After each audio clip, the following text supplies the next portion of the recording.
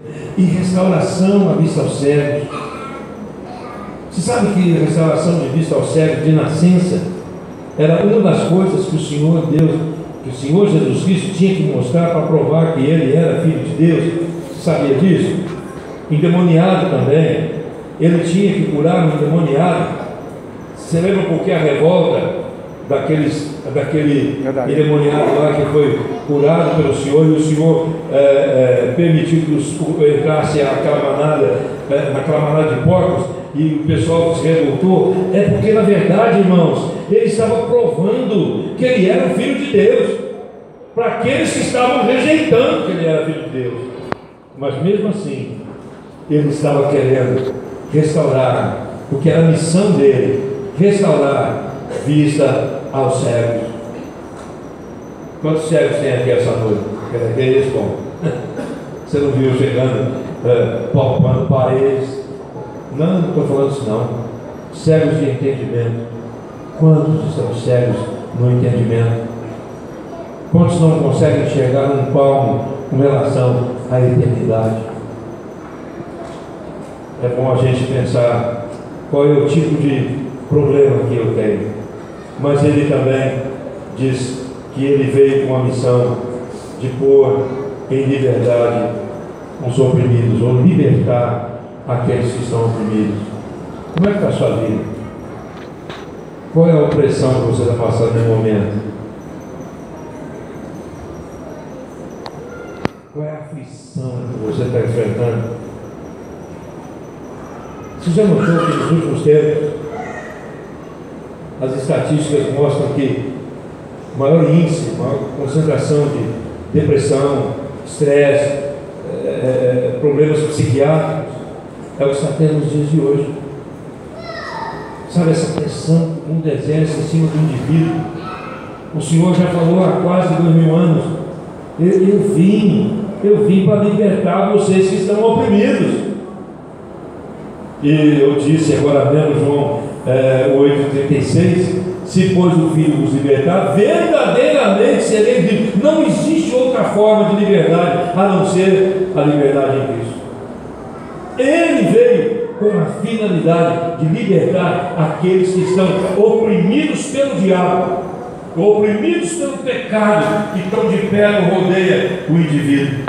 E quantas são as vezes que as pessoas estão dando mais ouvidos ao pecado e ao diabo, e estão desprezando até hoje o Cristo, o ungido, o Messias prometido? Sabe, e ele também veio proclamar o ano aceitável do Senhor. Alguns estudiosos acreditam que o ano aceitável do Senhor para os dias de hoje é aquele tempo que você aceitou Cristo como seu Senhor e Salvador e fez um propósito, um projeto na vida de obedecê-lo em tudo obedecê-lo, mas não só obedecê-lo. É aquele tempo que você fez um propósito de servi-lo, de louvá-lo, adorá-lo, honrá-lo, buscá-lo, obedecê-lo para o resto da sua vida. Ser crente, ser servo, não é por um tempo, não é por um tempo. Isso tem que ser uma decisão para sempre, até a eternidade. Lembra-se do casamento que eu falei? Lembra-se lá do Rio Solimões, Rio Negro Solimões, né? Olha, quando você está no mundo, você está totalmente separado de Deus.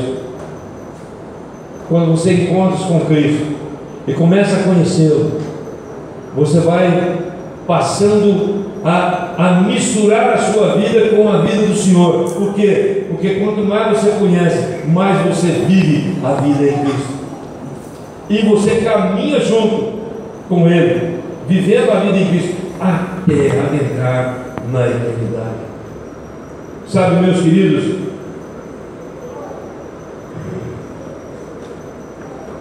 essas comissões, ou essa comissão, vamos resumir em comissão, que foi dada ao Senhor, também é dada a nós nos dias de hoje. Por que nós temos que pregar o Evangelho?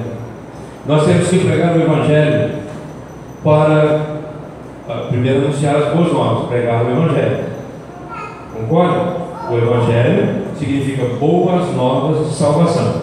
Então, olha lá, a mesma função para nós hoje. O ide do Senhor foi para anunciarmos o Evangelho. Qual é a função de anunciarmos o Evangelho?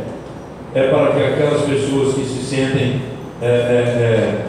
presas ao pecado, mas querendo sair dele, enxergam em Cristo a saída e o senhorio dele. Então essas pessoas são aqueles que dão atenção ao Senhor. E quando a pessoa é pobre, né, ela dá mais atenção ao Senhor, ela depende mais do Senhor. Quando a pessoa é muito rica, ela confia na sua riqueza. Por isso que o Senhor fala aos pobres de espírito, né? Mas olha lá, nós pregamos o Evangelho para quê? Para proclamar a libertação àqueles que são escravos do pecado, do mal, do diabo. Olha lá, restauração da vista aos cegos. Foi na cruz onde um dia eu vi meu pecado castigado em Jesus. Foi ali pela fé que meus olhos abri, e agora me alegro em sua luz. Talvez agora você está entendendo que você é cego, porque às vezes você ainda não fez sua decisão ao lado de Cristo, e você está entendendo que sou cego. Mas ele veio, nós pregamos o Evangelho para restaurar a vista aos cegos, para pôr em liberdade os oprimidos, quando as pessoas estão sendo oprimidas pelo diabo. E se nós estamos pregando o Evangelho nesse lugar, é para que você seja liberta dessa opressão do inimigo. E também que você possa dizer para o Senhor: Senhor, esse foi o ano da minha salvação. Esse foi o ano da minha vida com o Senhor. Sabe, meus queridos, eu agora mesmo estava contando na casa do irmão Belmont para... Já falei o nome do irmão. Hã? Gélio. Gélio, a esposa, irmão Belmont, a esposa, estava lá fazendo a gente passar mal, não comer. Nossa, eu saí da linha, eu saí do meu regime, eu passei a 9 anos. Tinha tanta coisa para comer, e quando não era comida, era fruta, tinha que entrar, né? Depois que eu tinha acabado de almoçar, vieram uma banana assada lá. Vai, que negócio bom aqui, né? Lá a gente vai que tem bom que eu comi lá, né? Tudo coisa assim, mas tudo bom, gostoso. Aí estava comentando lá com eles sobre a vida do meu sogro, que morreu em 2015 naquele acidente, que você deve ter ficado sabendo. Minha sogra morreu dia 21 e ele morreu no dia 17, 4 dias antes. Mas o meu sogro, durante 78 anos, o meu sogro padeceu nas garras do diabo.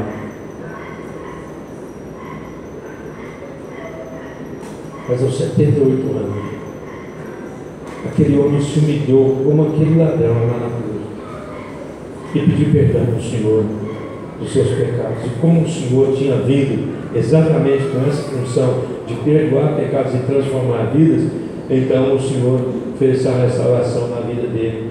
E em 2 anos de conversão, ele morreu como eterno. Em 2 anos de conversão, ele testemunhou do Senhor para mais de 500 pessoas, coisa que às vezes nós, como crentes, temos 500 anos de profissão de fé e não falamos para ninguém que somos crentes. O dia que alguém descobre que nós somos crentes, dá um susto: o que? Você é crente? Aí eu não sei se, né?